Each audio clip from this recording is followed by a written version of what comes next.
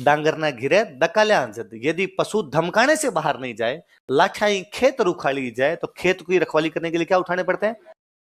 अब हम 3 जो वंश पढ़ेंगे, चौहान, परमार, प्रतिहार। कौन कौन से? ये थोड़े पुराने वंश है। पुराने वंश है तो इनके ऊपर ये भी फिर बातें हैं कि ये कौन थे, कहां से आए थे। तो चौहानों का जो सबसे अच्छा सवाल बनता है वो ये बनता है कि चौहानों की उत्पत्ति कैसे हुई। कौन सा सवाल बनता है? ओरिजिन ऑफ चौहान, चौहानों की उत्पत्ति। 1 नंबर लगा के लिखो, अग्निवंशी। फिर मैं समझा दूंगा क्या है, आप तो लिखिए एक बार। पृथ्वीराज चौहान का नाम सुना होगा? पृथ्वीराज चौहान के दरबार में एक राइटर थे, उनका नाम था चंद्रबरदाई। क्या नाम था? क्या नाम है? बोर्ड पे देख के नोट, चंद्रबरदाई। चंद्रबरदाई क्या नाम है? चंद्रबरदाई। वास्तव में नाम चंद्रबरदाई नहीं है, वास्तव में इस बंदे का नाम था पृथ्वी भट्ट। क्या नाम था? तो कोई पूछेगा भाई चंद्रबरदाई का एक और नाम क्या था, तो क्या नाम था? पृथ्वी भट्ट। किसके दरबार में चंद्रबरदाई?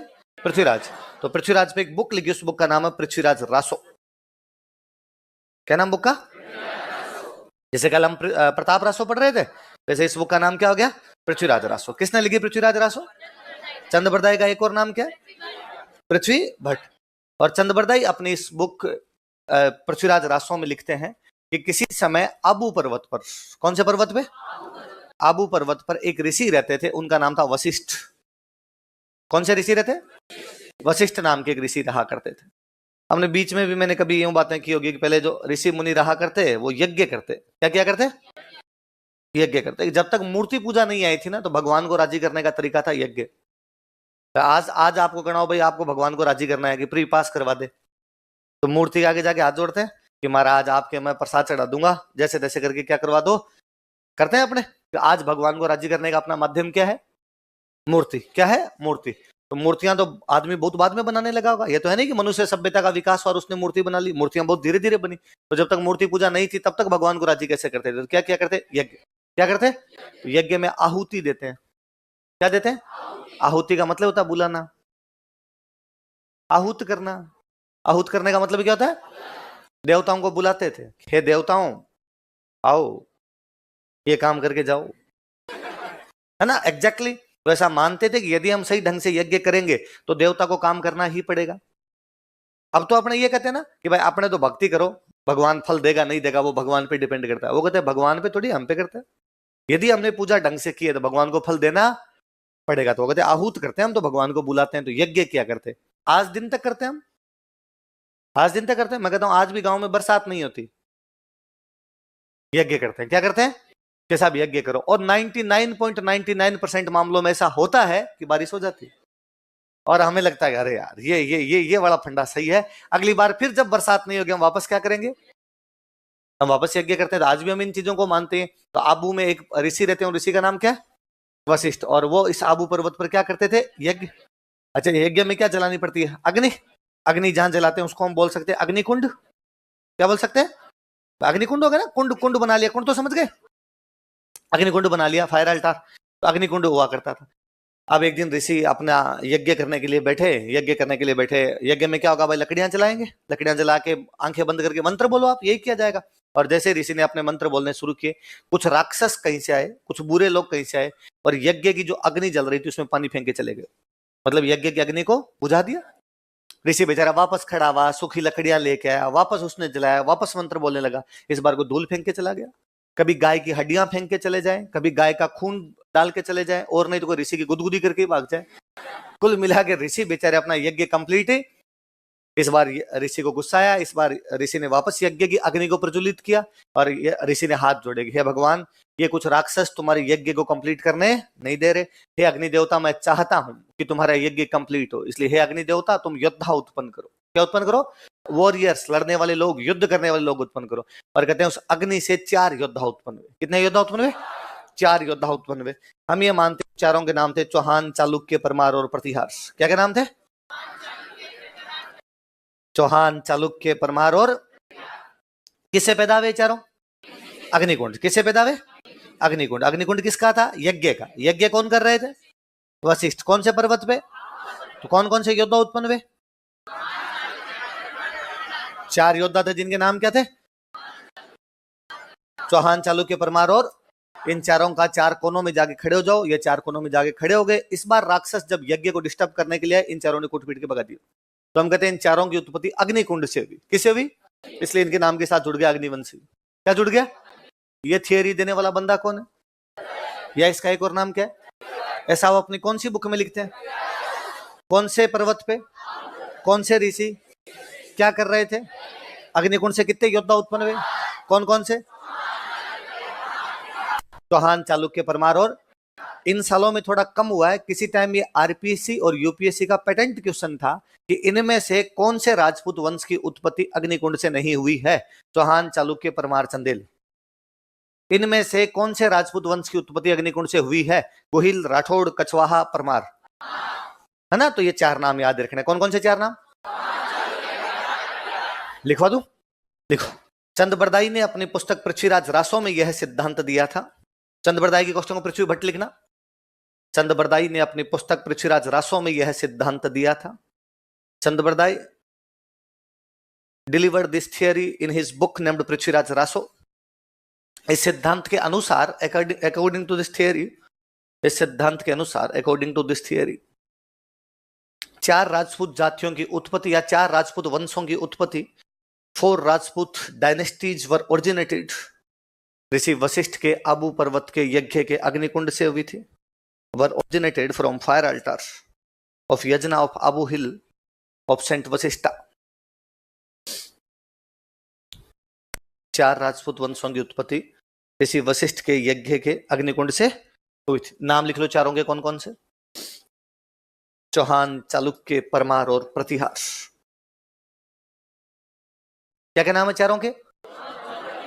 याद रखने वाली बात है, इन चारों के नाम याद रखने चाहिए। ऊपर नीचे लाइन हो जाए तो कोई दिक्कत नहीं। क्या क्या नाम है चारों के बताओ?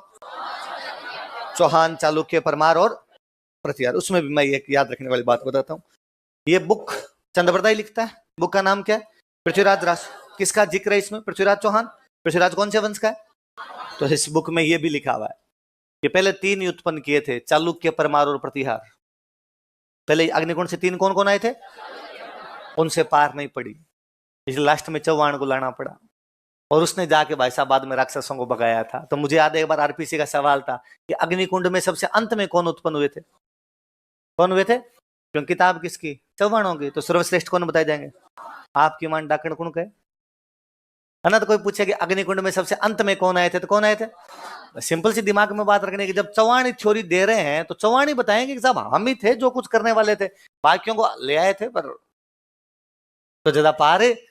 अब ये थियरी कौन दे के गया? चंद्रबरदाई। इसके बाद में जो अपने राइटर हुए, जैसे अपने जोधपुर में एक राइटर हुए थे मुहणोत नैणसी, पढ़ा था हमने? नैणसी पढ़ा था हमने? नैणसी ख्यात और मारवाड़ परगनारी विगत पढ़ा था। हम आगे जब मॉडर्न पढ़ेंगे ना तब एक राइटर और पढ़ेंगे। अपने बूंदी में एक राइटर हुए थे, उनका नाम था सूर्यमल मिश्र। क्या नाम था?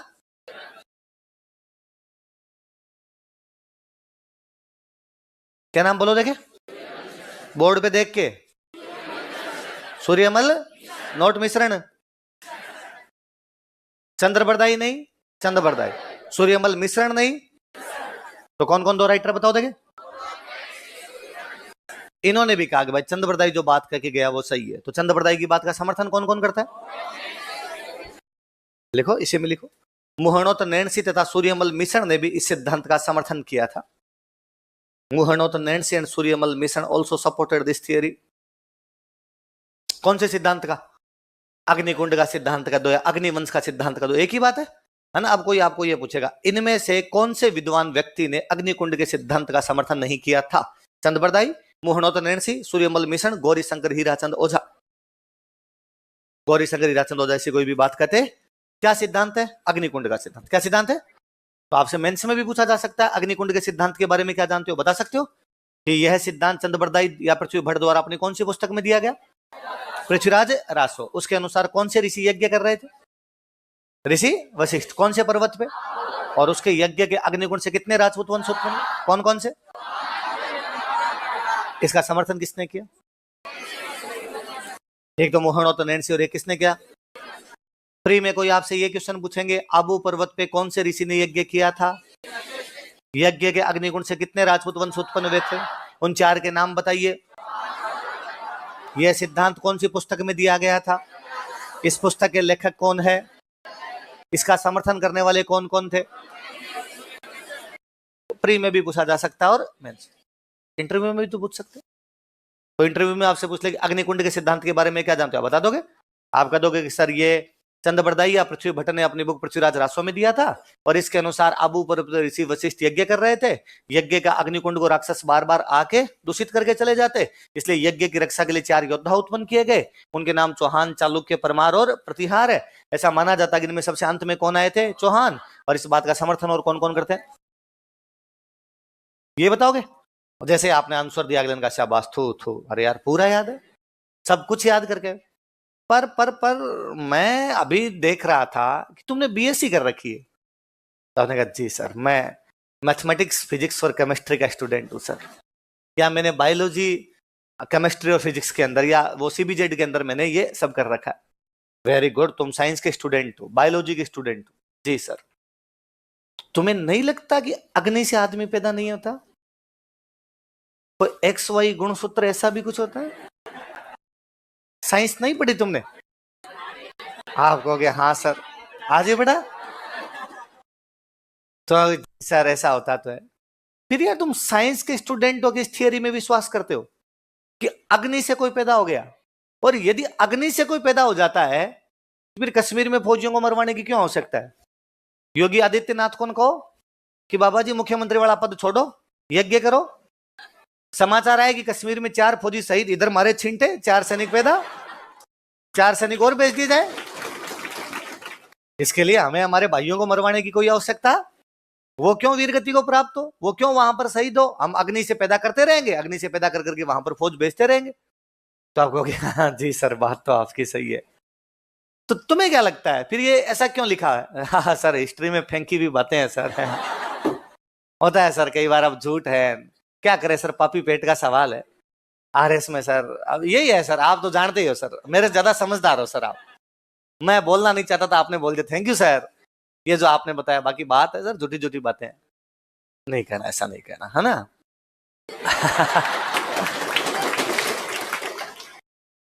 इतिहास की जो पुरानी कहानियां हैं वो संकेतों में समझाई हुई है। क्या समझाई हुई है?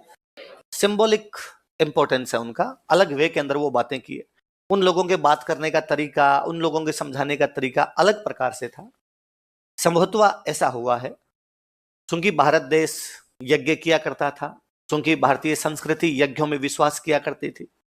प्राचीन काल में भारतीय राजा महाराजा आपस में बहुत ज्यादा लड़ने लग गए थे, हर छोटी छोटी बातों के लिए उनमें युद्ध हो रहे थे।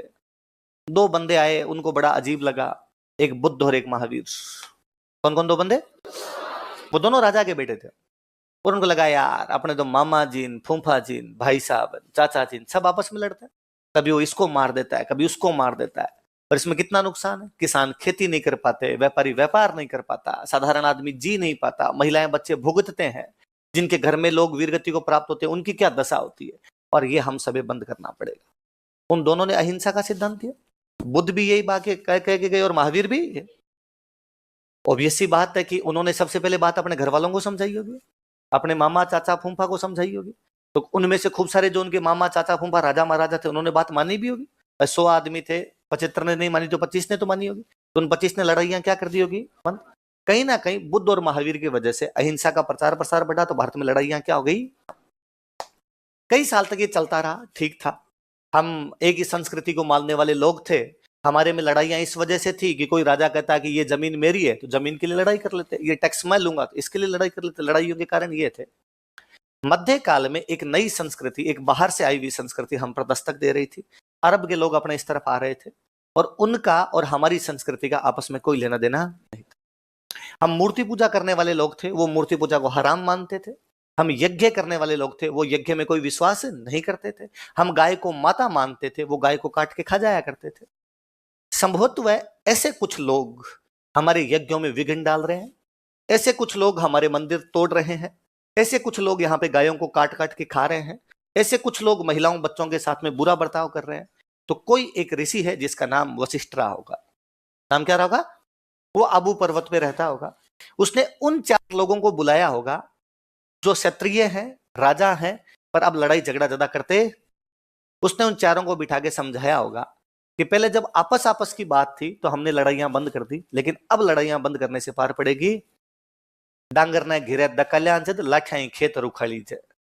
डांगर मतलब पशु, डांगर मतलब डांगर ने घिरे दकाल्याण से। दकालना मतलब धमकाना, दकालना मतलब किसान अपने खेत में सो रहा है, एक पशु घुस गया तो किसान है ना दूर से पैर पटकता है कि भाग जाए। तो हिरण है, नीलगाय है, कोई गाय घुस गई, वो बाहर से पैर पटकने से चली गई, लठ लेके खड़ा हुआ और भाग गया तो ठीक है, वरना लठ मारता है। डांगर ना घिरे दकाल्याण से। यदि पशु धमकाने से बाहर नहीं जाए, लाठाई खेत रुखाली जाए, तो खेत की रखवाली करने के लिए क्या उठाने पड़ते हैं? अब हमारी पार नहीं पड़ेगी, हमें युद्ध करने पड़ेंगे। किसी ऋषि ने, उसका नाम वशिष्ठ रहा होगा, किन्हीं चार लोगों को जिनके नाम चौहान, चालुक्य, परमार और युद्ध के लिए तैयार किया। किसके लिए तैयार किया? हमें इस बात को मानने में कतई कोताही नहीं है कि उन चारों ने, वो जो चौहान, चालुक्य, परमार, प्रतिहार थे, इस भारतीय सभ्यता और संस्कृति की रक्षा के लिए, उन यज्ञों को बचाने के लिए, मां बहनों की इज्जत को बचाने के लिए, उस गाय माता की रक्षा के लिए, उस धरती की रक्षा के लिए अपने जी जान की बाजियां लगाई। और अरब के लोगों से उस समय सबसे अधिक कोई वंश लड़े थे तो वो लड़ने वाले चार वंश थे। कौन कौन से? कहानी इतना बता रही है कि ये चार योद्धा है जो यज्ञों की रक्षा कर रहे हैं। किसकी रक्षा कर रहे हैं? यज्ञ में अग्नि अब तक बुझ रही है, यज्ञ की अग्नि को कोई जलाए रख रहे हैं, तो वो चार कौन है?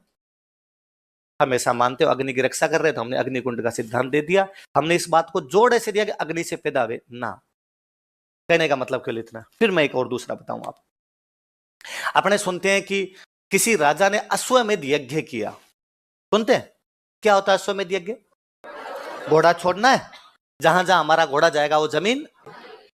तो यज्ञ करने की क्यों जरूरत है? यूं ही घोड़ा छोड़ दो भाई, जमीन जो जीतनी है। मैं एक राजा हूं और मेरे को ये वाली जमीन जीतनी है, तो मैं घोड़ा छोड़ दूं कि भाई घोड़ा इधर गया, इनमें से कोई लड़ लेगा तो ठीक है, ये वरना ये जमीन मेरी, ये लड़ लेगा तो जमीन मेरी, ये लड़ लेगा और हार गया तो ये जमीन भी मेरी। यज्ञ क्यों किया मैंने? अश्वमेध यज्ञ, खाली अश्व ही तो छोड़ना है, क्योंकि हम मानते थे कि जो भी काम किया जाए देवताओं के आशीर्वाद से किया जाए। और देवताओं को बुलाने का तरीका कौन सा? देवताओं को बुलाने का तरीका कौन सा? तो वो ऋषि जब इन चार को तैयार कर रहा होगा, चौहान, चालुक्य, परमार, प्रतिहार को, इनको कहा जाओ लड़ो, तुम जाके भारतीय सभ्यता और संस्कृति की रक्षा करो, तो इन चारों ने भी कहा साहब कैसे पार पड़ेगी अपने? यार ये बाहर वाले शक्तिशाली पार कैसे पड़ी होगी? ऋषि ने कहा चिंता मत करो, मैं तुम्हें देवताओं से आशीर्वाद दिलवाता हूं। देवताओं से क्या दिलवाता हूं? यज्ञ किया होगा। ये कॉन्फिडेंस का खेल है। मैं कहता हूं कई बार आपकी तैयारी अच्छी है, आप पढ़ रहे हैं, फिर भी आपको थोड़ा डर सा लगता है। इतने में कभी मम्मी फोन करके कहती है कि आज वो एक पंडित जी घर पे आए थे और उन्होंने कहा था तेरा इस बार आरएस में सिलेक्शन हो जाएगा। पंडित जी के कहने से नहीं होता, पर अपना कॉन्फिडेंस बढ़ता है। आपने लगता है उसने बात कही, इसका मतलब कहीं ना कहीं कुछ ना कुछ डर के आगे जीत है। एक आप डरते डरते कोई काम करते हैं, एक अंदर आपके थोड़ा कॉन्फिडेंस होता है, तब आप काम करते हैं। अपनी तैयारी होती है, बहुत अच्छी तैयारी होती है, फिर भी हम एग्जाम देने जाते हैं, उस दिन देवता के हाथ जोड़ के जाते हैं। हमें थोड़ा कॉन्फिडेंस फील करना होता है कि नहीं, बालाजी महाराज साथ में है, अपने को डरने की कोई आवश्यकता, बस इतना सा। ऋषि ने उन चार को बिठाया होगा, उन चार को बिठा कहा होगा देवता तुम्हारे साथ है, तुम्हें डरने की कोई आवश्यकता। देवताओं को बुलाने का तरीका कौन सा था? इसलिए यज्ञ की कहानी जुड़ी। यज्ञ में गाय का खून डाला जा रहा है, मतलब वो बाहर के लोग जो गाय को काट काट के खा रहे हैं, वो कहानी जुड़ी। चार योद्धा लड़ नहीं रहे होंगे, उनको लड़ने के लिए प्रेरित किया होगा, कैसे न कैसे करके मोटिवेट किया होगा। बस ये यज्ञ की कहानी। यज्ञ की कहानी का मतलब कतई नहीं है यज्ञ के अंदर से लोग पैदा हो गए। यज्ञ की कहानी का मतलब केवल इतना है, यज्ञ की रक्षा कर रहे हैं, रक्षा करने वाले चार लोग हैं। यज्ञ का मतलब केवल यज्ञ नहीं है, यज्ञ का मतलब भारतीय संस्कृति है। भारतीय संस्कृति का बाहर के लोग पतन कर रहे थे, बाहर के लोग तोड़ रहे थे, उसमें विघ्न डाल रहे थे, उसको पूरा नहीं होने दे पा रहे थे। उस यज्ञों को पूरा करने के लिए, उस संस्कृति को बचाने के लिए, उस धरती को बचाने के लिए एक ऋषि प्रयास कर रहा है। उस ऋषि के प्रयास में चार योद्धा उसके सहायक है। उन चार योद्धाओं के नाम क्या है? चौहान, चालुक्य, परमार और पल्ले पड़ी। तो अगला कभी आपसे कोई पूछ ले कि यार यज्ञ से कैसे उत्पन्न हो सकते हैं, आप कहना एग्जैक्टली सर, मैं इस बात में पूरी तरीके से विश्वास करता हूं कि यज्ञ से इस प्रकार से उत्पन्न नहीं होता है। कहानी का यहाँ पर सांकेतिक महत्व है, कहानियों के माध्यम से चीजें समझाई गई है। कितना है सर कि भारतीय संस्कृति को नुकसान पहुंचाया जा रहा है, कोई एक ऋषि हमारे चार योद्धाओं को मोटिवेट कर रहा है। वो चार योद्धा हो सकते हैं पहले क्षत्रिय रहे हो, महावीर और बुद्ध के प्रभाव में लड़ाइयां छोड़ चुके हो। यह भी हो सकता है चार बॉडी बिल्डर हो, जिम जाने वाले चार जोरदार बंदे रहे हो, उनको कहा भाई तुम लड़ने के लिए जाओ यार। हो सकता है कुछ जनजातियां रही हो, कि जंगल में कबीलों के सरदार रहे, उन कबीलों के सरदार को बुला के कहा होगा कि यार इस प्रकार से तुम लड़ो, वो लड़ने के लिए गए होंगे। पर कोई ना कोई चार हमारे मजबूत पिलर है, चार स्तंभ है, जिसको उसने बुला के समझाई, उन लोगों ने लड़ाइयां की। और हम देखते हैं कि इन सब की लड़ाइयां इन्हीं चीजों के लिए, भारतीय संस्कृति को बचाने के लिए लोग सबसे अधिक लड़े थे। वो चार लोग कौन कौन? क्योंकि इस कहानी को चौहानों ने बताया तो उन्होंने कहा इसमें सबसे जोरदार हम लड़े, है ना। मैं आगे बताऊंगा, आगे परमारों की कहानी सुनाऊंगा, तो परमार तो कहते हैं केवल हम लड़े, बाकी तीन थे ही नहीं। इनका बाकियों का लेना देना नहीं था भाई साहब, हम ही थे। और वो तो कहते हैं हमारा तो नाम इसीलिए, पर का मतलब दुश्मन, मार मतलब मारने वाला, दुश्मन को मारने वाला, पर मार, इसलिए हम परमार है। इन चालुक्य चौहानों की क्या इधर है, कुछ भी लेना देना नहीं है इनका।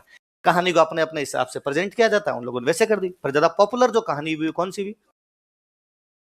चौहानों वाली हुई ना, पृथ्वीराज रासो। पृथ्वीराज रासो बहुत फेमस रही। हाँ,